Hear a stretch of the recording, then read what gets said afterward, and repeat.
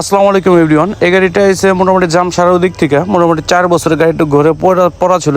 এটা অনেক টাকা বাজেটের কাজ করা হবে। কাকা আপনি কিসের জন্য গাড়িটা ফেলে নিলে? গাড়ি এই যে মেরামত করার জন্য, গাড়ি সারার জন্য, নষ্ট গাড়ি। মূলত আমাদের এই গাড়িটা আসে অনেক দূরে, আমাদের ভিডিও দেখে আসে, আমাদের ভিডিওটা সে অনেক সবসময় দেখে এবং কি আমাদের উপরে আস্থা রাখে। এর জন্য এই গাড়িটা হ্যালো বাইকে করে নিয়ে আসে আমাদের শপে আমাদের সার্ভিস করানোর জন্য। চালাইবি না যদি না চলবো না, পাল্টাই দিবি।